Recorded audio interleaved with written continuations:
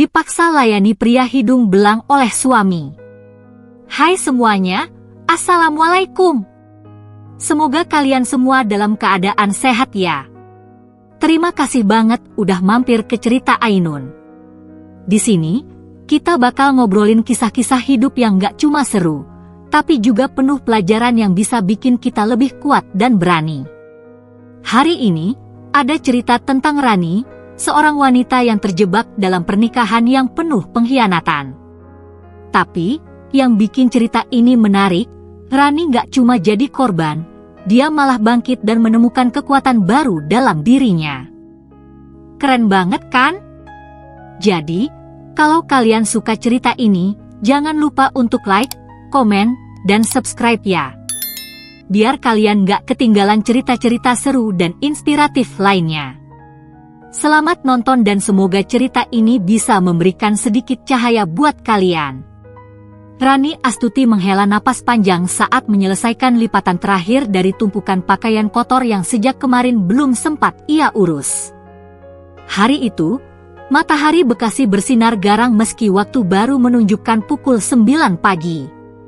Dari jendela kecil rumah kontrakannya, sinar masuk malu-malu di antara teralis besi yang mulai berkarat.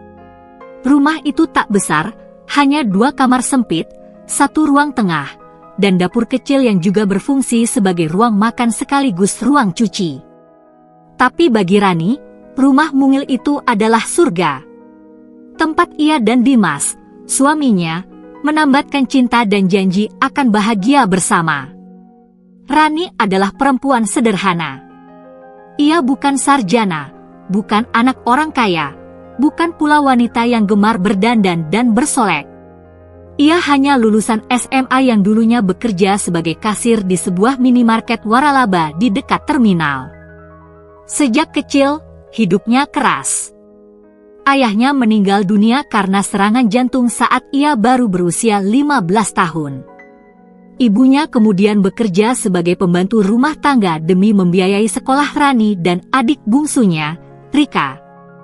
Kakak pertamanya, Rahmat, sudah lama merantau dan jarang pulang, hanya sesekali mengirim kabar dan uang seikhlasnya. Semua itu membentuk Rani menjadi pribadi yang mandiri, kuat, dan tak banyak menuntut dari hidup. Ia bertemu Dimas di minimarket tempatnya bekerja. Saat itu, Dimas datang sebagai pelanggan yang mengeluh karena AC di ruang belanja rusak dan membuat suasana pengap. Dimas, teknisi panggilan dari sebuah jasa servis AC rumahan, akhirnya memperbaiki alat pendingin itu. Entah kenapa, sejak saat itu, ia sering mampir. Kadang untuk beli minuman dingin, kadang sekadar menyapa. Lama-lama, mereka saling mengenal. Rani jatuh cinta bukan karena Dimas tampan, karena memang tidak, Dimas hanya pria biasa dengan tinggi sedang, kulit agak gelap, dan wajah datar yang akan sulit diingat jika bertemu di jalan. Tapi sikapnya sopan, kata-katanya menenangkan, dan caranya memperlakukan Rani membuat gadis itu merasa dihargai. Dimas adalah pria yang pandai membuat perempuan merasa dibutuhkan. Ia tahu cara merayu, memuji, dan memeluk hati perempuan yang rapuh karena lelah hidup. Saat melamar Rani, ia hanya membawa cincin perak yang katanya dibeli dari hasil lembur malam-malam, tapi di mata Rani, itu lebih berharga dari emas sekalipun. Mereka menikah secara sederhana, hanya dengan akad di rumah, nasi tumpeng dari catering murah, dan undangan yang dicetak seadanya. Pernikahan mereka sudah berjalan 3 tahun.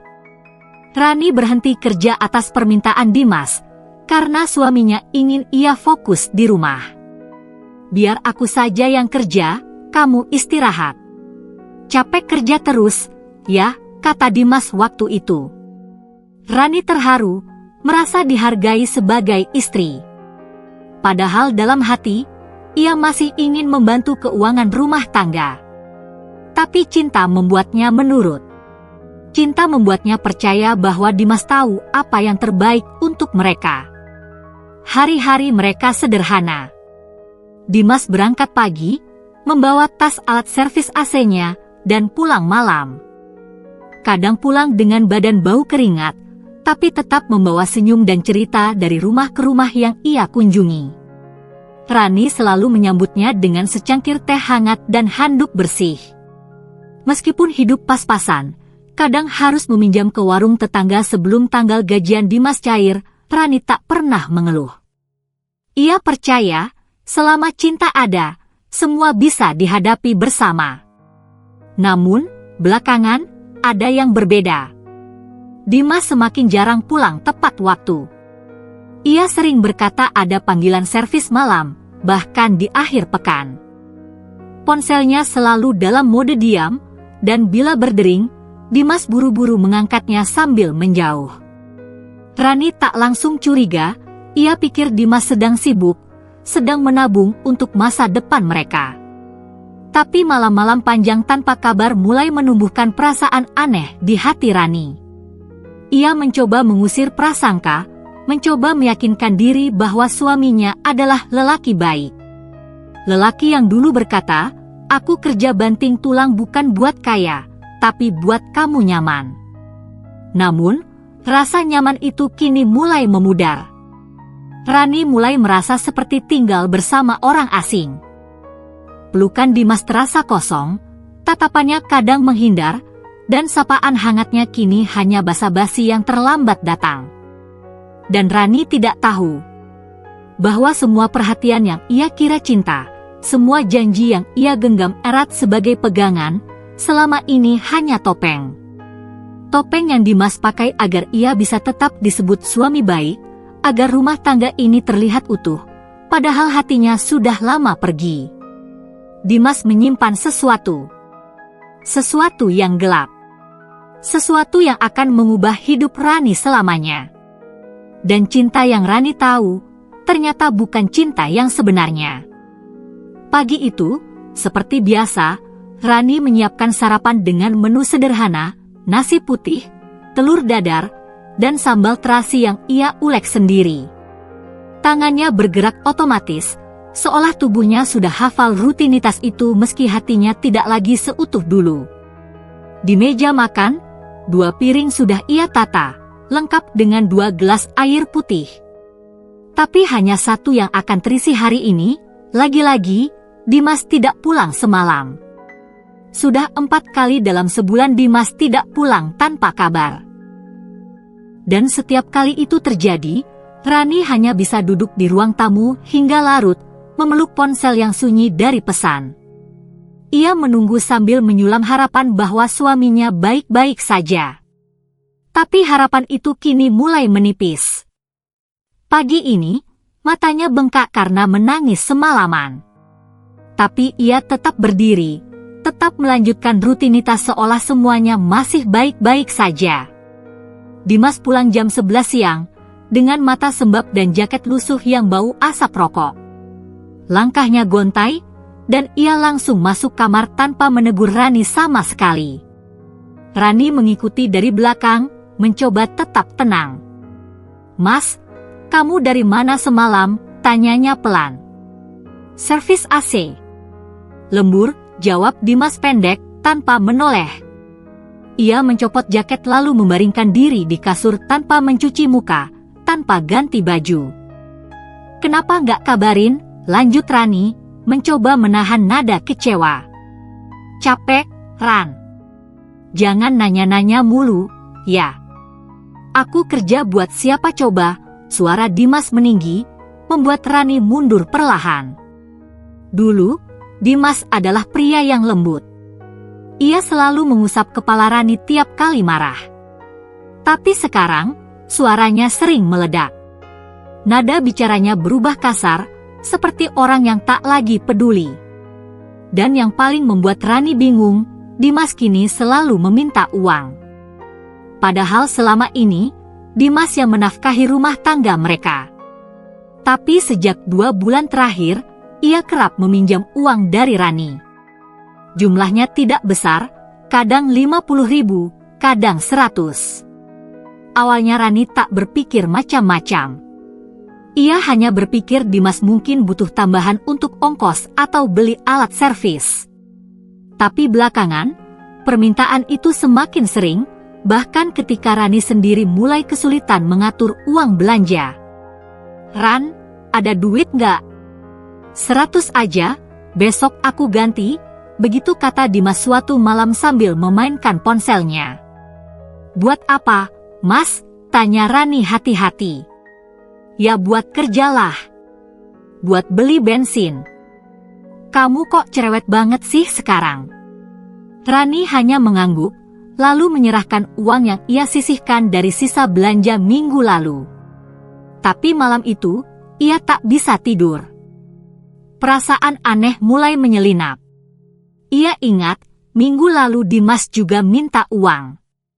Bahkan sebelumnya sempat ia temukan struk transfer dari dompet Dimas, jumlahnya 700.000. Rani tak pernah diberitahu untuk apa uang itu. Namun setiap kali kecurigaan muncul, Rani menepisnya. Ia selalu berkata dalam hati, Dimas mungkin sedang tertekan. Mungkin sedang banyak utang. Mungkin sedang diuji. Bukankah cinta adalah tentang percaya dan memberi ruang? Tapi cinta yang terlalu dalam seringkali membutakan.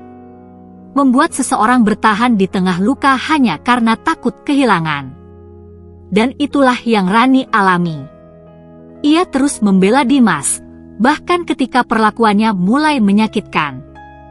Ia menutup telinga ketika tetangga mulai berbisik tentang Dimas yang terlihat nongkrong larut malam di warung kopi, tentang perempuan muda yang duduk di boncengan motornya. "Jangan dengerin omongan orang. Mereka cuma iri sama kita," Dimas berkata suatu malam saat Rani bertanya, ragu-ragu. Tapi kata-kata itu tidak lagi terasa menenangkan. Ada sesuatu yang hilang dari tatapan mata Dimas. Sesuatu yang dulu membuat Rani yakin, kini justru membuatnya ragu. Di tengah kebimbangan itu, Rani mencoba mencari penguat. Ia kembali membuka buku catatannya, daftar pengeluaran harian yang biasa ia tulis. Tapi di sana, angka-angka tak lagi sesuai dengan uang di dompet. Ia mulai menghitung, menelusuri kemana perginya uang belanja yang semakin sering jebol sebelum waktunya. Lalu ia menemukan satu kantong plastik kecil tersembunyi di balik rak buku. Isinya bukan barang berharga. Hanya tisu basah, 2 bungkus kondom, dan selembar nota hotel kelas melati. Tangannya bergetar. Dadanya sesak. Tapi otaknya masih mencoba membantah. Mungkin bukan milik Dimas. Mungkin ini bukan yang kupikirkan. Rani duduk diam berjam-jam, memandangi benda-benda itu dengan mata kosong. Ia ingin marah. Ia ingin berteriak. Tapi tubuhnya terlalu lelah untuk memberontak. Yang bisa ia lakukan hanyalah menangis dalam diam. Hari itu, Rani akhirnya sadar bahwa tanda-tanda itu bukan kebetulan. Bahwa kecurigaan yang selama ini ia anggap dosa, justru adalah petunjuk. Ia telah terlalu lama menyangkal. Terlalu lama menutup mata atas perubahan Dimas. Dan sekarang, semua mulai terbuka. Tapi apakah ia siap untuk menghadapi kenyataan? Atau ia akan tetap tinggal dengan cinta yang perlahan berubah jadi luka? Hari itu, udara terasa lebih panas dari biasanya. Angin hanya sesekali bertiup, dan langit Bekasi tampak redup seperti sedang menahan hujan yang tak jadi turun. Rani baru selesai menyiram tanaman di teras kecil rumah kontrakannya ketika Dimas pulang lebih awal dari biasanya. Biasanya, ia baru pulang selepas maghrib, tapi hari itu, jam masih menunjukkan pukul 5 sore. "Ran," panggil Dimas dari depan pintu sambil melepas sepatunya. Rani menoleh, sedikit terkejut. "Loh, tumben cepat, Mas." Dimas tidak menjawab langsung. Ia hanya tersenyum tipis lalu duduk di kursi ruang tamu, mengelap wajahnya dengan handuk kecil yang selalu ada di tas alat servisnya. "Aku mau ajak kamu keluar malam ini," katanya tiba-tiba. Rani mengerutkan kening. "Keluar? Kemana?" "Temani aku ke acara makan malam." Ada temanku, Pak Darto, orang penting. Dia ngajak ketemuan sekalian mau bahas bisnis bareng, ucap Dimas sambil menatap mata Rani, seolah ingin menunjukkan keseriusan. Bisnis? Emang Mas sekarang kerja sama dia? Rani masih bingung. Baru rencana, sih. Tapi penting. Aku pengen kamu ikut. Nanti kamu aku kenalin sekalian sebagai istri. Biar kelihatan profesional, gitu, jelas Dimas. Rani mengangguk perlahan. Ada rasa aneh di perutnya, entah gugup atau curiga, ia tak tahu. Tapi ini pertama kalinya Dimas mengajaknya ke acara formal. Biasanya, Dimas selalu pergi sendiri dan tidak pernah mengizinkan Rani ikut. Tapi malam itu berbeda. Dimas bahkan menyuruhnya berdandan sedikit. Pakai baju yang rapi, ya. Yang kelihatan anggun. Aku jemput jam 7, ucapnya sambil mengambil air minum di kulkas. Rani memilih gamis coklat muda berbahan satin yang hanya ia pakai 2 kali sejak menikah. Ia menyisir rambutnya rapi, mengoleskan sedikit bedak dan lipstik tipis, lalu menatap pantulan wajahnya di cermin. Ada rasa canggung yang menggelitik. Sudah lama ia tidak berdandan untuk Dimas. Terakhir kali mereka keluar makan bersama mungkin lebih dari setahun yang lalu. Jam 7:10, mereka sudah berada di atas motor, melaju ke arah Jakarta Timur. Dimas tak banyak bicara sepanjang perjalanan. Hanya sesekali melirik Rani melalui kaca spion, lalu kembali fokus pada jalanan. Mereka berhenti di depan sebuah restoran mewah dengan lampu terang dan pelayan berseragam. Tempat itu asing bagi Rani. Ia belum pernah makan di restoran seperti itu. Tangannya menggenggam tas kecilnya erat, keringat dingin membasahi telapak tangan meski pendingin ruangan menyambut mereka saat masuk. Di dalam, seorang pria paruh baya berdiri menyambut dengan senyum lebar. Pakaiannya rapi, jas hitam mengilap, dan cincin besar mencolok di jari manis tangan kanan. Ini pasti istri Mas Dimas, tanyanya dengan suara berat namun ramah. Rani tersenyum, mengangguk sopan. Iya, Pak. Saya Rani. Cantik. Cocok sekali jadi pendamping Mas Dimas. Silakan duduk, silakan duduk. Mereka bertiga duduk di meja sudut ruangan. Makanan disajikan, minuman diisi ulang, dan percakapan mengalir lancar tentang bisnis pendingin ruangan, jasa servis, dan proyek yang katanya sedang dibidik bersama. Rani hanya mendengar sambil sesekali tersenyum saat diminta komentar. Ia tidak paham sepenuhnya isi pembicaraan mereka, tapi ia berusaha tampil sopan dan mendukung. Namun, ada sesuatu dari Pak Darto yang membuat Rani tidak nyaman. Tatapan matanya sering menatap terlalu lama, terlalu dalam. Cara ia memuji Rani juga terasa berlebihan. Mas Dimas ini beruntung sekali, punya istri cantik, setia, dan manis begini, katanya sambil tertawa pelan, lalu menyesap kopinya. Rani hanya membalas dengan senyum tipis. Dimas tidak bereaksi, hanya ikut tertawa, seolah itu pujian biasa. Tapi Rani merasa ada sesuatu yang tidak beres.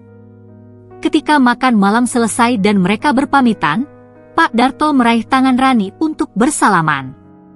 Genggamannya erat, dan matanya menatap terlalu dalam lagi. Semoga kita bisa sering ketemu ya, Bu Rani, ucapnya sambil menyeringai. Di perjalanan pulang, Rani diam. Hatinya tak nyaman. Tapi ia menahan semua tanya. Pak Darto itu kerja di mana, Mas? Tanyanya akhirnya. Dia itu investor. Banyak proyeknya. Orang kaya, tapi low profile. Nanti aku bakal kerja sama dia. Kalau lancar, hidup kita bisa jauh lebih enak, Ran, jawab Dimas sambil menyalakan rokok. Rani hanya mengangguk. Tapi pikirannya berkelana. Kenapa harus aku yang diajak? kenapa bukan rekan kerja Dimas lainnya? Tapi ia simpan semua keraguan itu sendiri. Lagi-lagi, ia menepisnya dengan satu alasan yang sudah terlalu sering ia pakai, karena ia mencintai Dimas. Apa yang tak akan dilakukan seseorang demi cinta? Namun malam itu, tatapan mata Pak Darto tertinggal di benak Rani lebih lama dari yang seharusnya.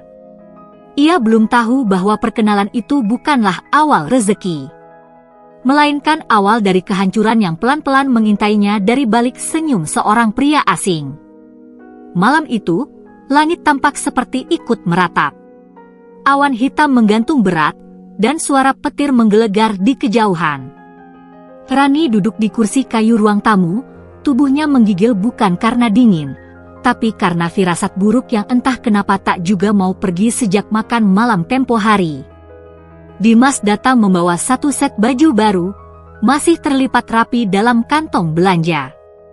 Gamis modern berwarna merah marun, lengkap dengan hijab senada. Ia meletakkannya di pangkuan Rani sambil berkata, "Pakai ini malam ini. Kita ada janji lagi dengan Pak Darto." Rani menatap suaminya dalam diam. Napasnya terasa berat. "Mas, ini kenapa lagi? Kenapa aku harus ikut?" tanyanya lirih. Dimas tak langsung menjawab. Ia berjalan ke dapur, mengambil sebotol air, lalu duduk di seberangnya. Ia menunduk, seperti sedang menyusun kalimat. "Aku butuh bantuanmu, Ran. Ini cuma sekali aja. Pak Darto minta kamu menemaninya malam ini di hotel. Tapi cuma temani aja, ngobrol sebentar, pura-pura jadi pasangan bisnis. Udah aku atur semuanya." Jantung Rani nyaris berhenti berdetak. Ia tidak langsung paham. Tapi saat matanya menatap wajah Dimas yang tak sanggup menatap balik, semuanya terasa jelas. "Temani, maksud Mas?" suaranya bergetar. Dimas menghela napas panjang, lalu berkata, "Aku butuh uang." "Kita butuh." "Dia janji bantuin proyek aku, tapi dia mau ketemu kamu dulu. Malam ini aja. Cuma malam ini. Kamu temani dia. Setelah itu, semuanya beres. Aku janji." Dunia Rani runtuh saat itu juga. Air matanya menetes tanpa bisa ditahan. Ia berharap ini mimpi. Tapi wajah suaminya yang nyata di depan mata, membuat semua luka menancap dalam dan menyakitkan. "Jadi Mas jual aku?" suaranya nyaris tak terdengar. Dimas berdiri, mulai kesal. "Jangan lebay, Ran. Aku lakuin ini buat kita. Aku nggak punya pilihan. Kamu pikir enak minta bantuan orang? Aku cuma butuh kamu nurut sekali aja. Demi masa depan kita." Rani berdiri, menatap suaminya dengan mata berkaca-kaca. Hatinya seperti disayat pisau berkarat. Bukan hanya karena Dimas menjual harga dirinya, tapi karena orang yang selama ini ia percayai, yang ia cintai sepenuh hati, ternyata menjadikan cintanya sebagai alat tukar. "Mas pikir aku benda? Punya hati atau enggak sih, Mas? Aku istri kamu," isaknya pecah. Dimas tak menjawab. Ia hanya menatap lantai, tak punya keberanian menatap wajah istri yang hatinya telah ia hancurkan dengan tangannya sendiri. Rani berdiri di depan kamar hotel dengan tangan gemetar. Dalam hatinya, ia menangis sepanjang jalan. Tapi ia tak kuasa kembali. Dimas mengancam dengan kata-kata yang belum pernah ia dengar sebelumnya. "Kalau kamu nolak, jangan pulang. Aku anggap kamu bukan istri aku lagi." Ia masuk ruangan itu seperti boneka kayu, tak bernyawa. Pak Darto menunggunya dengan senyum lebar dan mata yang menyapu tubuhnya dari ujung kaki hingga ujung rambut. "Cantik sekali malam ini, Rani," bisiknya. Rani tak menjawab. Ia duduk di ujung ranjang, tubuh kaku seperti batu. Di dadanya, badai berkecamuk. Ia ingin kabur. Tapi kakinya tak sanggup bergerak. Ia ingin menjerit. Tapi suaranya tertelan sakit yang tak bisa dijelaskan dengan kata-kata. Ketika malam itu berakhir, bukan tubuh Rani yang paling luka. Yang paling hancur adalah jiwanya. Ia pulang dini hari, berjalan pelan seperti orang yang kehilangan arah. Matanya kosong. Bibirnya tak sanggup mengucap satu kata pun. Di rumah, Dimas sudah tertidur pulas di kasur. Rani berdiri lama di ambang pintu kamar, memandangi pria yang dulu ia panggil suami, kini terlihat seperti orang asing yang tak ia kenal lagi. Ia masuk kamar mandi, menggosok tubuhnya hingga kulitnya perih. Tapi rasa kotor di dalam hatinya tak hilang. Air mata bercampur air keran. Tangisnya pecah, tanpa suara. Malam itu, Rani mati. Bukan secara fisik, tapi cintanya, harga dirinya, kepercayaannya. Yang tersisa hanyalah perempuan yang dihancurkan oleh orang yang paling ia percaya. Hari-hari setelah malam itu menjadi gelap, bahkan saat matahari bersinar terang. Rani hidup seperti bayangan dari dirinya yang dulu. Tubuhnya masih bernapas, tapi jiwanya perlahan mati. Tiap malam, tiap tatapan lelaki asing yang tak ia kenal, tiap kata-kata manis palsu yang disampaikan lewat senyum menjijikan. Dimas tak lagi berbasa-basi. Ia kini bicara tanpa malu, tanpa belas kasihan. Jadwal-jadwal itu datang lewat pesan singkat. Nama-nama asing yang harus Rani temui. Lokasi hotel, waktu kedatangan, dan permintaan khusus dari setiap klien. Ran, nanti jam 8 malam, di Hotel Harmoni, kamar 1107. Namanya Pak Benny. Dia orang penting. Jaga sikap ya, tulis Dimas suatu malam. Hanya itu. Tanpa permintaan maaf. Tanpa penjelasan. Tanpa perasaan. Rani membaca pesan itu dengan tangan bergetar. Tubuhnya terasa berat, seperti membawa batu besar di punggung. Tapi ia tak menolak. Tak lagi melawan.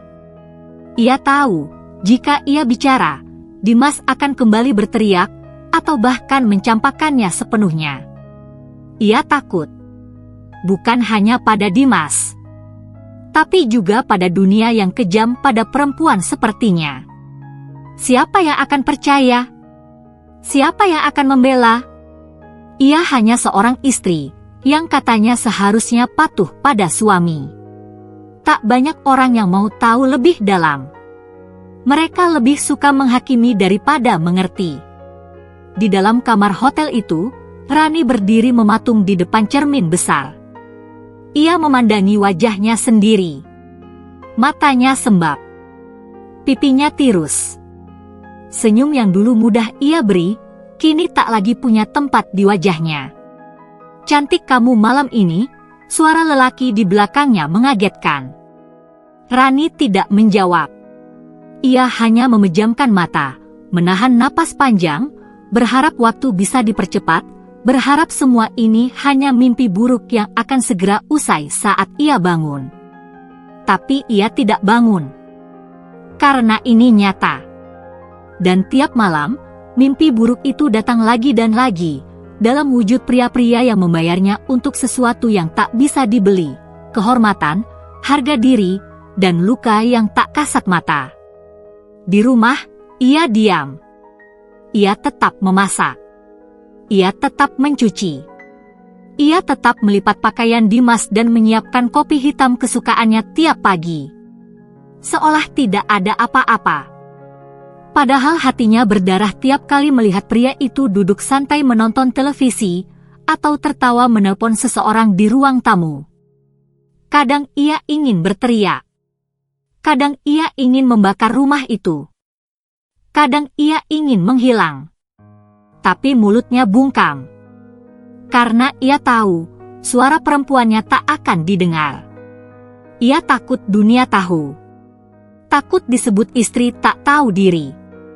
Takut keluarganya malu.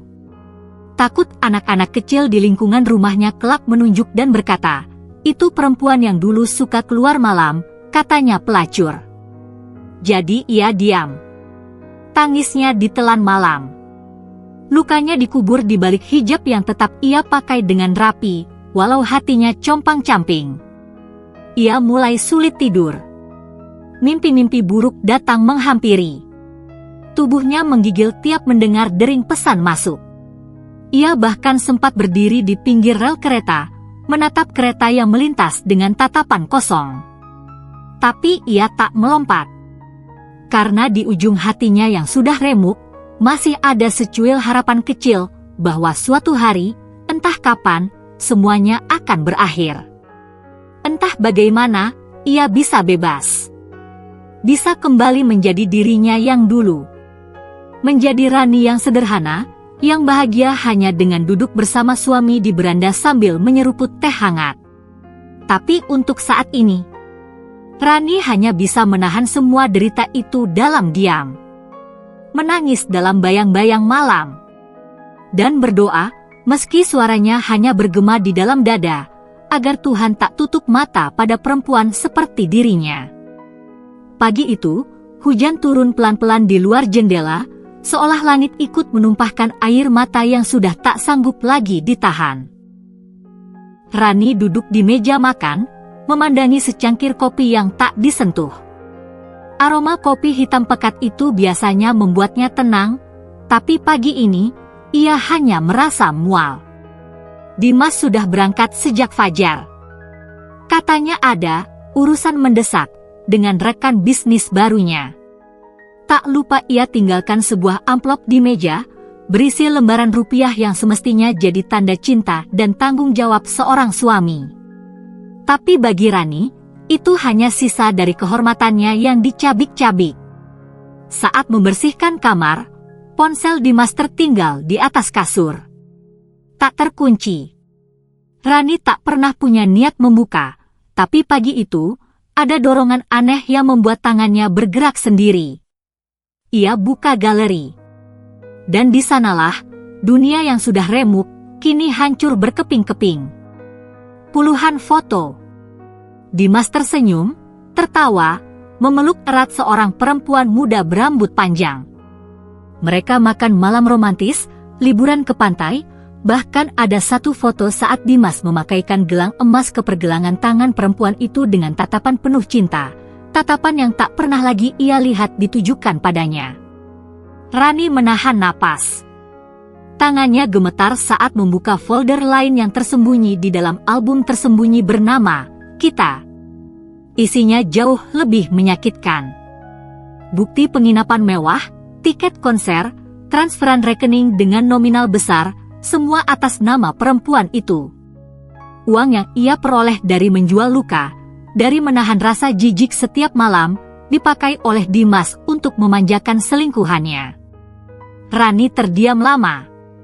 Ia duduk di lantai, bersandar ke ranjang, memeluk lutut sendiri. Air matanya jatuh perlahan, bukan karena hanya disakiti, tapi karena dikhianati oleh orang yang ia pertaruhkan seluruh hidupnya. Jadi, semua ini, demi dia? Bisiknya sendiri, suara yang tercekat oleh tangis. Ia teringat malam-malam saat Dimas memaksanya. Saat ia tak berani bicara. Saat tubuhnya dipakai sebagai alat untuk memenuhi kebutuhan lelaki yang kini tertawa bahagia di pelukan perempuan lain. Tiba-tiba semuanya menjadi jelas. Bukan karena kesulitan ekonomi.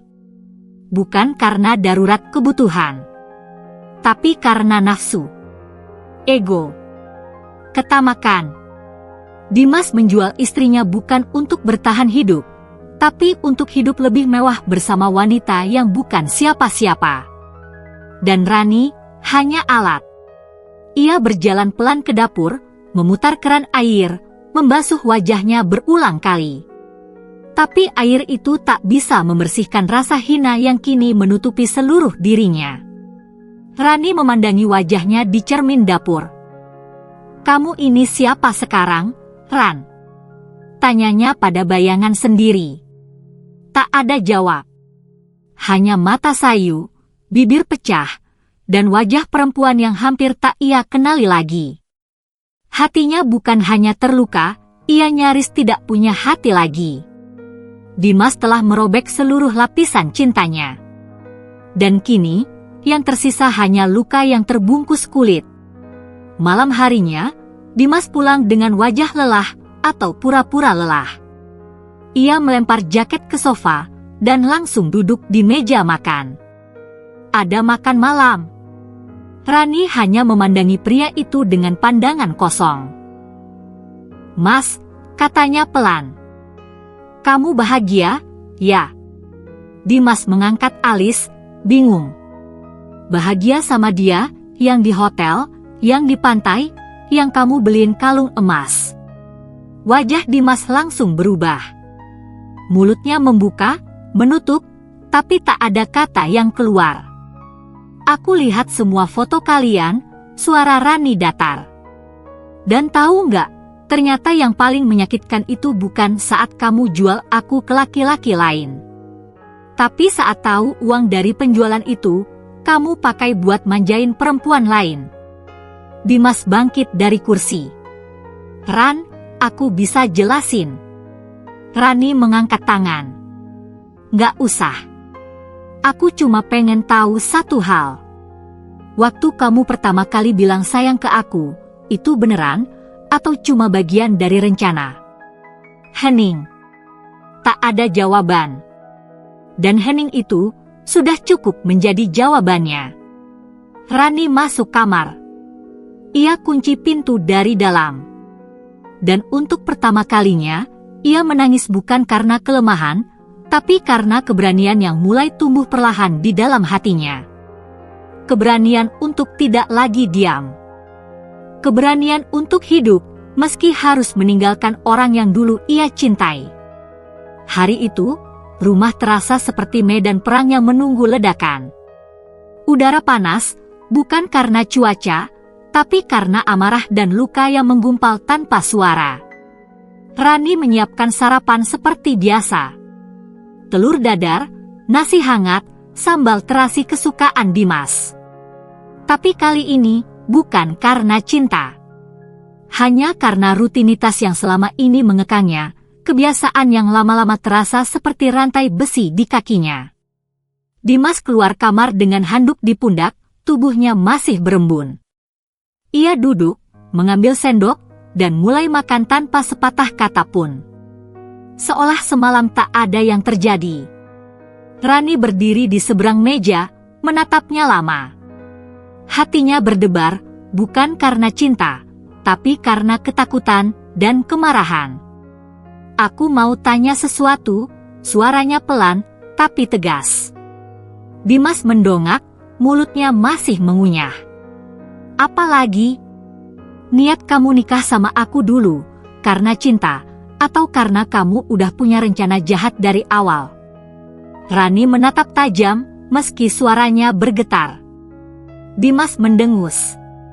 Ia letakkan sendoknya dengan kasar. "Mulai lagi kamu? Mau main drama, ya?"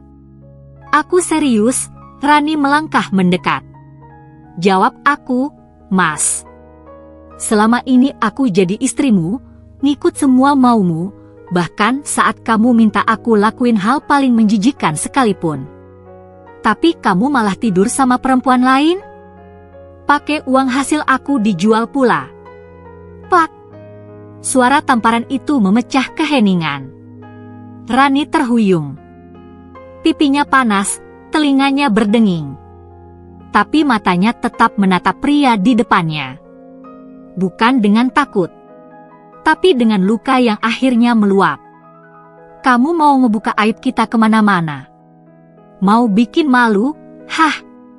Dimas membentak, suaranya keras, matanya liar. Rani tak menjawab. Air mata menetes satu persatu, tapi tubuhnya tegak. "Kamu pikir kamu siapa? Cuma perempuan kampung yang beruntung aku nikahin. Kalau bukan karena aku, kamu masih kerja di toko kelontong, ngitung beras." Dimas menuding. Rani diam. Tapi di dalam dadanya, semua luka selama ini meledak seperti bom waktu. "Aku bukan barang, Mas," bisiknya. "Aku bukan boneka yang bisa kamu jual sesuka hati. Aku istrimu. Tapi kamu bahkan gak layak disebut suami." Dimas maju, wajahnya makin panas. Tapi kali ini Rani tak mundur. "Kamu ancam aku?" tanya Dimas. "Enggak," jawab Rani. "Tapi aku capek. Capek jadi korban. Capek pura-pura kuat. Capek menutup semua aib ini supaya orang lain masih nganggap kita keluarga bahagia." Tangisnya pecah, tapi tak ada kelemahan di sana. Tangisnya bukan menyerah, tapi tanda luka-luka lama yang akhirnya pecah dan menjerit keluar. "Aku nggak tahu harus kemana, aku bahkan takut buka mulut, takut dihakimi. Tapi yang paling aku takutin sekarang, Mas, adalah jadi perempuan yang terus diam dan akhirnya mati dalam kehinaan." Dimas terdiam. Tatapan Rani kini bukan tatapan perempuan yang kalah, tapi perempuan yang terluka terlalu dalam, dan karena itu, tidak lagi takut apapun. "Kalau aku harus pergi, aku akan pergi. Tapi bukan karena kalah.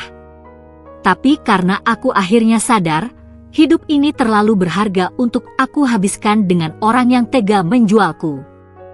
Rani melangkah ke kamar, mengunci diri.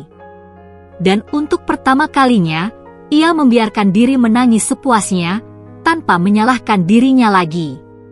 Semua luka yang selama ini ia bungkam, pecah. Dan dari retakan itu, perlahan tumbuh kekuatan baru. Ia tahu, jalannya tidak mudah. Tapi lebih baik berjalan sendiri, daripada terus hidup dalam penjara yang bernama pernikahan. Sejak malam itu, Rani bukan lagi perempuan yang sama. Ia tetap bangun pagi seperti biasa, tetap menyeduh kopi, dan tetap menyiapkan sarapan. Tapi di balik wajahnya yang tenang, ada badai yang sedang disusun dengan rapi. Ia tak lagi menangis diam-diam di kamar. Kini, pikirannya penuh strategi.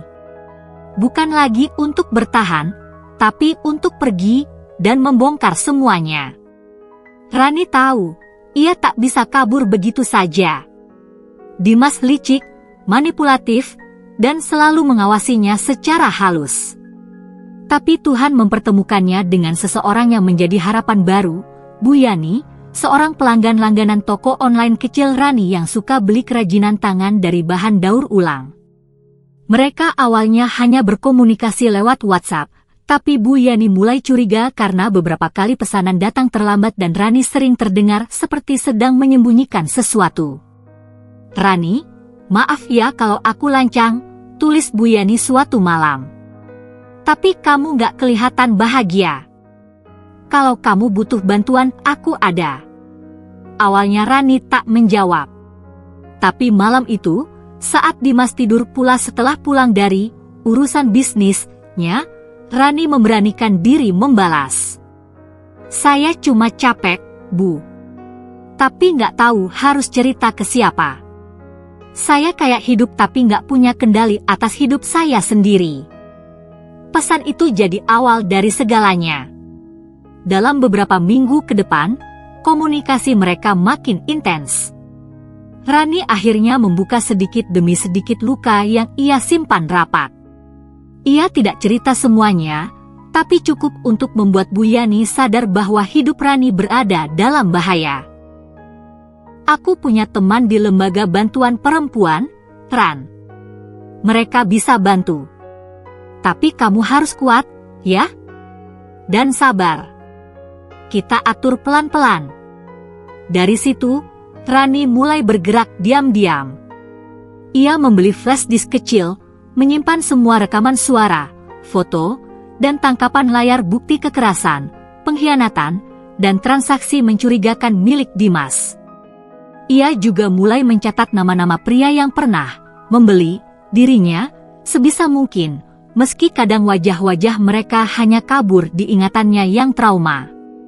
Semua file itu ia sembunyikan di dalam sebuah tempat makeup tua, di balik lapisan busa bedak padat yang sudah tak terpakai. Tak ada yang curiga. Dimas bahkan tak pernah menyentuh barang-barang pribadinya. Rani juga mulai menyisihkan uang dari penjualan kecilnya secara diam-diam, memasukkannya ke dalam amplop dan menyembunyikan di sela-sela kasur. Jumlahnya belum banyak, tapi cukup untuk tiket bus ke luar kota. Suatu hari, Dimas sempat memergoki Rani melamun di ruang tamu sambil menggenggam ponselnya erat-erat. "Apa yang kamu lakuin?" tanyanya curiga. Rani tersenyum tipis, mengangkat ponsel. "Lihat foto kucing. Biar hati tenang." Dimas tertawa sinis dan berjalan pergi, tak menyadari bahwa di balik wajah tenang Rani, ada sebuah pelarian yang sedang dipersiapkan. Langkahnya tidak mudah. Rasa takut selalu menyelinap, terutama ketika malam tiba dan Dimas masuk kamar dengan wangi parfum mahal, bukan wangi rumah, tapi wangi wanita lain. Tapi kini, Rani tak lagi menangis dalam hati. Ia menghitung hari, menyusun strategi. Karena ia tahu, waktu kaburnya sudah dekat. Dan ketika hari itu tiba, ia tak hanya akan pergi untuk menyelamatkan diri. Ia akan membawa semua bukti. Untuk menyeret Dimas pada hukuman yang pantas. Untuk menunjukkan pada dunia bahwa perempuan yang diam bukan berarti kalah. Hari itu, Rani berdiri di depan kantor polisi, tangannya menggenggam sebuah tas kecil yang berisi file penting. Di dalam tas itu, ada rekaman, foto, salinan transaksi, dan bahkan dokumen yang bisa membuka mata dunia tentang apa yang sebenarnya telah terjadi dalam pernikahannya dengan Dimas. Semua bukti yang ia kumpulkan dengan hati-hati, disembunyikan dalam kegelapan, kini siap untuk diungkap. Dengan langkah yang mantap, ia melangkah memasuki ruang pengaduan. Ada rasa takut yang menggerayangi, tapi jauh di dalam dirinya, rasa itu kalah dengan dorongan untuk membebaskan dirinya dan para perempuan lain yang mungkin menjadi korban. "Selamat pagi, Bu. Ada yang bisa saya bantu?" seorang petugas polisi menyapa dengan ramah. Rani menatapnya sejenak, lalu meletakkan tas kecil itu di atas meja. "Saya ingin melaporkan suami saya. Dia terlibat dalam perdagangan wanita, dan saya punya bukti-buktinya." Petugas itu mengerutkan kening. "Perdagangan wanita? Anda yakin, Bu?" Rani mengangguk tegas. "Saya yakin. Dan saya ingin dia dihukum." Dengan tangan yang sedikit gemetar, ia mulai membuka file satu persatu, menunjukkan rekaman-rekaman yang ia ambil secara diam-diam saat Dimas berbicara dengan para pria yang membeli tubuhnya, serta bukti transfer uang yang jelas mengarah pada praktik ilegal yang lebih besar. "Kami menemukan ini dari sebuah jaringan yang sudah lama beroperasi. Tapi saya tidak tahu ada kaitannya dengan Dimas," tambah Rani, menahan air mata yang sudah hampir menetes. "Saya cuma seorang istri yang terjebak dalam pernikahan yang penuh kebohongan dan pengkhianatan." Petugas itu mendengarkan dengan seksama, kemudian berkata, "Ini informasi yang sangat penting, Bu. Kami akan segera memeriksa dan melakukan investigasi." Rani tidak tahu apa yang akan terjadi selanjutnya, tapi ia merasa seperti beban besar yang menindih dadanya mulai sedikit terangkat. Paling tidak, ia tahu bahwa ia tak lagi berjuang sendirian. Setelah laporan dibuat, Rani diberi waktu untuk pulang dan menunggu proses selanjutnya. Namun, tak lama setelah itu, dunia yang ia coba sembunyikan mulai memojokkan dirinya dalam cara yang tak terduga. Media mulai meliput kisahnya. Salah seorang wartawan yang mendengar tentang kasus ini langsung menghubunginya. "Ibu Rani, apakah benar bahwa suami Anda terlibat dalam jaringan perdagangan wanita?" tanya wartawan itu dengan hati-hati, namun langsung menembus pertahanan Rani yang sudah mulai rapuh. "Ya, saya bisa membuktikannya," jawab Rani, suaranya bergetar, tetapi tetap tegas. Ini bukan hanya tentang saya, tapi tentang perempuan-perempuan lain yang mungkin masih terjebak di bawah kendali pria-pria seperti Dimas. Berita itu tersebar cepat. Dalam hitungan jam, berbagai stasiun berita mulai meliput cerita Rani, kisah seorang istri yang dipaksa menjadi bagian dari jaringan perdagangan manusia, yang berakhir dengan keberanian untuk melawan. Wajahnya muncul di televisi, di berbagai media sosial, dan di surat kabar. Waktu yang sangat berat baginya, tapi juga sebuah langkah penting untuk mengungkap kebenaran yang selama ini disembunyikan. Rani tidak tahu apakah itu akan memberi dampak positif atau justru menyakitkan. Tapi satu hal yang ia tahu, untuk pertama kalinya, ia tidak merasa sendirian. Ada banyak perempuan di luar sana yang mungkin juga terjebak dalam situasi yang sama, dan mungkin kisahnya bisa memberi mereka keberanian untuk melawan. Namun, di balik sorotan kamera dan banyaknya perhatian dari publik, Dimas, suaminya, terlihat semakin gelisah. Tak lama setelah berita itu mulai merebak, ia mencoba menghubungi Rani berkali-kali, meninggalkan pesan-pesan penuh ancaman. "Jangan buat aku semakin marah, Ran. Kamu tahu akibatnya?" tulis Dimas dalam satu pesan singkatnya. "Ini semua salah kamu. Kalau kamu berani bawa-bawa kasus ini, hidupmu akan lebih buruk daripada yang kamu bayangkan." Tapi kini, Rani sudah tak takut lagi. Ia sudah melewati terlalu banyak rasa takut dan pengkhianatan. Dan Dimas, meskipun tampak menakutkan, hanyalah pria yang tak lebih dari sekadar bayang-bayang dari ketakutan yang dulu menguasai hidupnya. Dalam beberapa minggu, penyelidikan polisi mulai berkembang. Jaringan yang melibatkan Dimas ternyata jauh lebih besar dari yang diperkirakan. Polisi menemukan keterlibatan beberapa orang penting yang selama ini tak terungkap. Kasus ini mencuat ke permukaan dan menarik perhatian publik yang sangat besar. Banyak media yang meliputnya, dan Rani mulai dikenal sebagai simbol keberanian, meskipun hatinya masih terluka. Namun, meski ia tahu jalan ke depan tidak akan mudah, dengan ancaman, tekanan, dan rasa malu yang masih mengikutinya, Rani merasa lebih kuat dari sebelumnya. Ia akhirnya menyadari bahwa kebenaran tidak hanya melegakan hati, tetapi juga menjadi kunci untuk membebaskan diri dari belenggu yang sudah terlalu lama mengikatnya. Semuanya bergerak begitu cepat. Setelah Dimas ditangkap, polisi mulai menggali lebih dalam mengenai jaringan perdagangan manusia yang melibatkan suaminya. Mereka tak hanya menelusuri setiap bukti yang Rani serahkan, tapi juga menghubungi sejumlah orang yang selama ini terlibat, termasuk Sinta, wanita yang selama ini menjadi selingkuhan Dimas. Rani merasa seolah-olah dunia berputar di sekelilingnya. Dari hari ke hari, kasus ini semakin terbuka lebar, dan banyak yang mulai terkejut mengetahui bahwa Sinta, wanita yang pernah mengaku sebagai teman bisnis Dimas, ternyata jauh lebih dalam terlibat dalam perbuatan keji itu daripada yang pernah ia duga. Dimas, yang semula terlihat begitu terluka dan marah ketika mengetahui Rani melaporkannya, kini berada dalam cengkraman hukum. Namun, bagi Rani, bukan hanya Dimas yang harus menerima konsekuensi. Sinta, yang selama ini memandangnya dengan sinis dan seolah-olah merasa lebih berkuasa, juga tak luput dari keadilan. Ketika polisi menggeledah rumah Sinta, mereka menemukan sejumlah barang bukti yang menunjukkan bahwa Sinta tidak hanya menjadi bagian dari skema keji yang dilakukan Dimas, tetapi juga ikut menikmati hasil dari perdagangan wanita yang dilakukan suaminya. Sinta juga tampaknya telah terlibat dalam pemerasan terhadap perempuan-perempuan yang terperangkap dalam jaringan itu.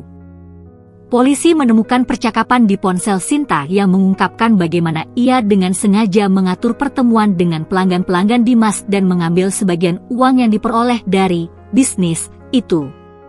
Bahkan, Sinta sempat mengirimkan pesan kepada Dimas, memuji dan menghargai apa yang mereka lakukan bersama.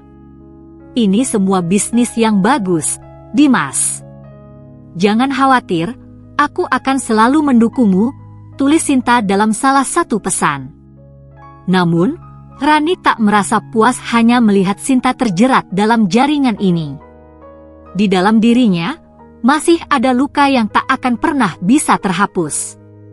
Wanita itu, yang selama ini bersembunyi di balik peran, selingkuhan, kini harus menghadapi kenyataan pahit yang selama ini ia coba hindari. Sinta, yang awalnya tampak begitu percaya diri, kini terlihat kaget dan bingung. Di ruang penyidikan, ia mulai berkeringat dingin saat mendengar bukti-bukti yang mengarah padanya. Polisi tak hanya menanyainya mengenai keterlibatannya dalam perdagangan wanita, tapi juga memintanya untuk mengungkap siapa saja yang terlibat dalam lingkaran gelap ini. "Tolong bantu kami, Sinta. Ini akan lebih buruk bagi kamu jika kamu terus menutup-nutupi," kata salah satu polisi yang memimpin interogasi. Namun, Sinta tetap diam. Ia tahu jika ia mengungkapkan semuanya, maka hidupnya akan hancur. Tapi tak ada lagi jalan untuk mundur. Polisi terus menggali, dan akhirnya, Sinta mulai membuka mulut. "Aku tahu apa yang Dimas lakukan," akhirnya Sinta mengaku, suaranya pelan, namun cukup jelas. "Aku memang ikut serta. Aku menikmati hasilnya. Tapi dia yang memulai semuanya. Aku hanya ikut bersama dia, karena dia memberi semuanya yang aku inginkan, kekayaan, kenyamanan, dan perhatian." Jawaban Sinta hanya memperparah keadaan. Tidak hanya Dimas, tetapi seluruh sistem yang mereka bangun bersama kini terbongkar. Dan Rani, perempuan yang selama ini tersembunyi di balik bayang-bayang kehidupan suaminya, menjadi pusat perhatian. Di ruang sidang yang penuh dengan rasa tegang, Rani duduk dengan kepala tegak. Ia sudah tidak peduli lagi dengan pandangan orang lain. Di depannya, Dimas duduk dengan wajah penuh penyesalan yang terlambat, sementara Sinta berdiri di sebelahnya, tak bisa menghindari tatapan penuh amarah yang dilontarkan oleh banyak orang, termasuk Rani. "Semua ini terjadi karena keputusanku," kata Rani dengan suara yang kuat, meski hatinya masih terluka. "Aku dulu terlalu bodoh untuk melihat kebenaran. Tapi sekarang, semua ini akan berakhir. Aku tidak akan lagi diam, meski harus menghadapi dunia yang memandangku sebelah mata." Dimas menundukkan kepalanya. Sinta, yang semula penuh dengan rasa percaya diri, kini hanya bisa menatap kosong ke depan.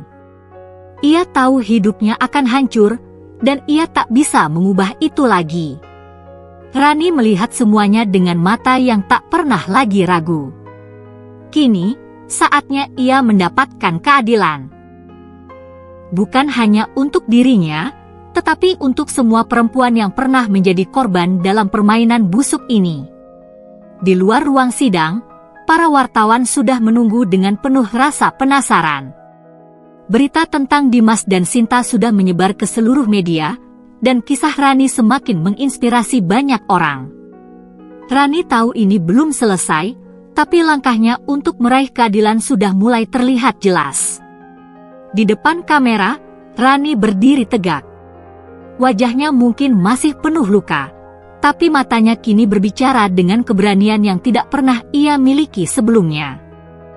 Keberanian itu bukan tanpa rasa takut, katanya kepada wartawan yang menunggu dengan antusias. Keberanian adalah tentang melangkah meskipun kita tahu bahwa jalan yang kita pilih penuh dengan tantangan. Tapi saya akan terus berjalan. Rani meninggalkan ruang sidang dengan langkah yang mantap. Ia tahu, ini baru permulaan. Perjalanan panjang masih menantinya. Tapi kali ini, ia tidak lagi berjuang sendirian. Beberapa bulan setelah pengadilan, dunia yang pernah penuh dengan kebohongan dan pengkhianatan kini terasa jauh lebih jelas. Rani masih bisa merasakan luka di hatinya, seolah-olah dunia ini masih terlalu keras untuknya. Namun, setiap pagi, ia mulai menguatkan dirinya. Dalam keheningan pagi yang sunyi, Rani duduk sejenak di depan cermin, menatap dirinya yang kini tampak berbeda, bukan hanya dari luar, tetapi juga dari dalam. perjalanan panjang untuk sembuh baru saja dimulai. Komunitas perempuan penyintas yang selama ini mendukungnya memberi kekuatan baru dalam dirinya. Mereka bukan hanya teman, tetapi juga saudara dalam perjuangan. Dari mereka, Rani belajar banyak tentang keberanian, tentang hidup setelah trauma, dan yang lebih penting, tentang memaafkan diri sendiri.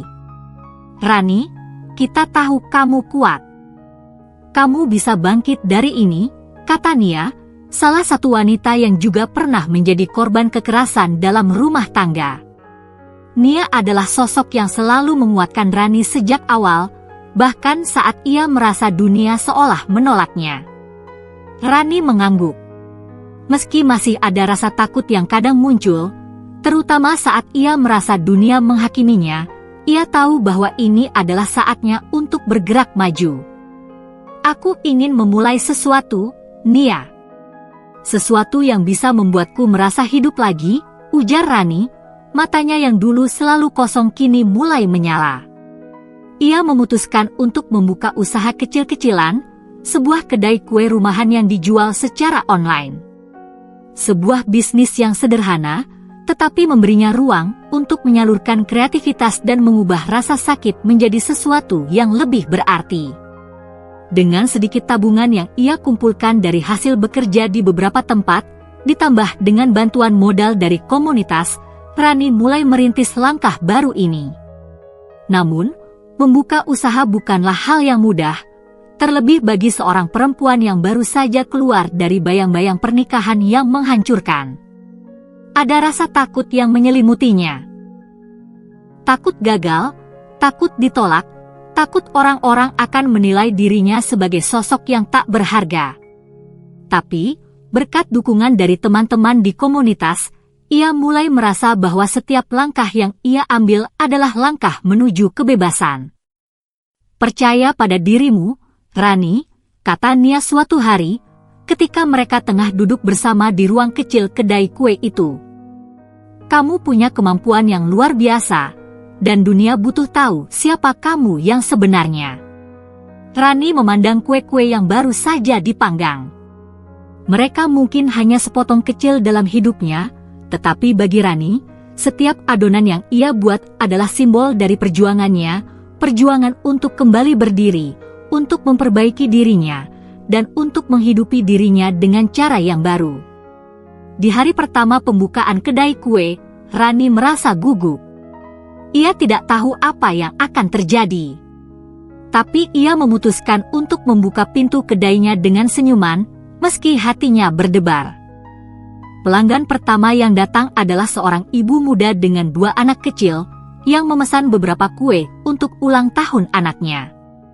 Rani merasa terharu, melihat orang-orang mulai menghargai hasil kerjanya. Meski kecil, langkah pertama ini membawa banyak harapan. Bisnis kue itu tumbuh perlahan. Setiap hari, Rani menghabiskan waktu untuk membuat kue, menata produk, dan menjalin hubungan dengan pelanggan. Dia mulai merasakan kebanggaan baru dalam hidupnya, sesuatu yang tidak pernah ia rasakan ketika hidupnya hanya berputar di sekitar Dimas. Namun, rasa takut itu masih ada. Kadang-kadang, ketika ia melihat bayang-bayang masa lalu, ketakutan akan kegagalan kembali menggerayangi pikirannya. Ada saat-saat ketika ia merasa ingin menyerah. Tetapi, berkat dukungan dari teman-temannya, terutama Nia, Rani terus bertahan. Jangan takut, Rani, kata Nia suatu hari, saat mereka duduk di kedai kecil itu, menikmati secangkir teh sambil berbicara tentang perjuangan mereka. Kamu sudah melangkah jauh. Jangan biarkan ketakutanmu menghalangimu untuk maju. Hari demi hari, Rani mulai merasakan perubahan dalam dirinya. Ia belajar untuk memaafkan dirinya atas semua keputusan buruk yang pernah ia buat. Ia sadar bahwa masa lalunya bukanlah penentu siapa dirinya saat ini. Ia tidak lagi melihat dirinya sebagai korban. Rani adalah seorang perempuan yang kuat, yang memilih untuk hidup dengan cara yang lebih baik, meskipun jalan itu penuh dengan tantangan. Suatu sore, Saat ia sedang menata beberapa kotak kue untuk dikirim, sebuah pesan masuk ke ponselnya. Itu dari seorang pria yang mengaku sebagai pelanggan tetapnya. "Kue-kue yang kamu buat selalu enak, Rani. Teruskan usaha ini, kamu bisa sukses," tulisnya. Rani menatap pesan itu dengan mata yang sedikit berkaca. Kata-kata itu membuatnya merasa dihargai, meski hanya oleh seorang pelanggan. Terkadang, hal kecil seperti itu mampu memberikan kekuatan yang luar biasa. Kehidupan Rani mulai menemukan ritmenya sendiri. Ia tidak lagi hidup dalam bayang-bayang suaminya yang kejam. Ia belajar untuk mencintai dirinya sendiri, untuk menerima bahwa kesalahan adalah bagian dari hidup, dan bahwa kebahagiaan sejati dimulai dari dalam dirinya. Namun, meski begitu banyak yang berubah dalam hidupnya, ada satu hal yang tidak pernah hilang, kenangan tentang perjuangan panjang yang membawanya ke titik ini. Ia akan selalu mengenang saat-saat gelap dalam hidupnya sebagai pelajaran berharga yang membentuk siapa dirinya sekarang. "Ini adalah Rani yang baru," katanya dalam hati, sambil menatap kedainya yang semakin ramai dengan pelanggan. "Dan aku akan terus maju." Setiap luka yang ditinggalkan oleh masa lalu, setiap air mata yang jatuh di malam yang sunyi, kini menjadi bagian dari perjalanan yang jauh lebih berarti dalam hidup Rani. Ia telah membangun hidupnya kembali, bukan hanya untuk dirinya, tetapi juga untuk mereka yang masih terjebak dalam pernikahan beracun, untuk mereka yang merasakan kekuatan dunia menghancurkan mereka. Rani tahu betul bagaimana rasanya merasa tak berdaya, bagaimana hidup dalam penjara yang diciptakan oleh orang yang seharusnya mengasihinya. Namun kini, Rani telah berubah. Luka yang dulu membuatnya rapuh, kini menjadi sumber kekuatan yang tak tergoyahkan. Salah satu keputusan terbesar yang diambil Rani dalam proses penyembuhannya adalah menulis kisah hidupnya. Dengan ketekunan, ia mulai menuangkan setiap perasaan, setiap detail penderitaan, dan setiap langkah perjuangan yang ia jalani. Buku itu bukan hanya sekedar catatan hidup, tetapi juga sebuah pesan kepada dunia, terutama bagi para perempuan yang merasa terjebak dalam hubungan yang tidak sehat. Ini untuk kalian yang merasa sendiri, yang merasa tidak ada jalan keluar. Aku pernah merasa seperti itu. Tapi kalian tidak sendirian. Kita semua bisa bangkit, tulis Rani dalam bukunya, yang ia beri judul Luka yang Menguatkan. Buku itu terjual dengan cepat, menyentuh hati banyak perempuan yang menghadapi permasalahan serupa. Rani menerima banyak pesan dari para pembaca yang mengungkapkan bagaimana kisahnya memberi mereka harapan untuk berubah. Banyak yang menyatakan bahwa, berkat Rani, mereka akhirnya berani berbicara dan keluar dari hubungan yang beracun. Namun, Rani tidak berhenti di situ. Ia merasa bahwa kesaksian dan perjalanan hidupnya bisa menjadi lebih bermakna jika ia berbagi langsung dengan dunia. Suatu hari, ketika ia diundang untuk berbicara di sebuah seminar untuk perempuan, Rani merasa gugup. Ini adalah kali pertama ia berbicara di depan umum tentang pengalamannya. Di panggung yang cukup besar, dengan ribuan pasang mata yang menatapnya, Rani menarik napas dalam-dalam dan memulai ceritanya. "Saya adalah perempuan yang dulunya tak punya suara," katanya, suaranya sedikit bergetar, namun tetap penuh tekad. "Saya terjebak dalam pernikahan yang penuh pengkhianatan, dan saya pikir tidak ada jalan keluar. Tapi saya belajar, luka yang menguatkan tidak datang dari keberhasilan kita, itu datang dari keberanian kita untuk menghadapi ketakutan dan bangkit kembali." Semakin Rani bercerita, semakin ia merasa dunia ini adalah tempat yang berbeda dari yang dulu ia kenal. Di hadapan audiens itu, ia merasa bahwa ia tidak hanya berbicara untuk dirinya sendiri, tetapi juga untuk setiap perempuan yang pernah merasakan ketidakadilan, untuk setiap jiwa yang telah lama terperangkap dalam perasaan tidak berharga. Jangan biarkan siapapun, termasuk dirimu sendiri, membuatmu merasa bahwa kamu tidak pantas bahagia, lanjutnya dengan penuh keyakinan. Kita berhak mendapatkan cinta yang sejati, cinta yang menghormati, cinta yang membebaskan. Beberapa menit berlalu, dan Rani merasakan kehangatan dari sorakan dan tepuk tangan yang memenuhi ruangan.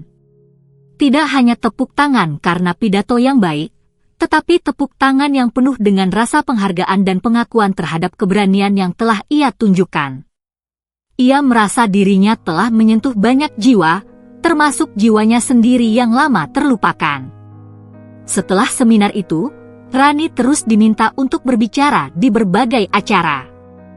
Ia menjadi pembicara publik, berbagi kisah hidupnya dan menginspirasi ribuan perempuan di luar sana yang merasa tak punya harapan.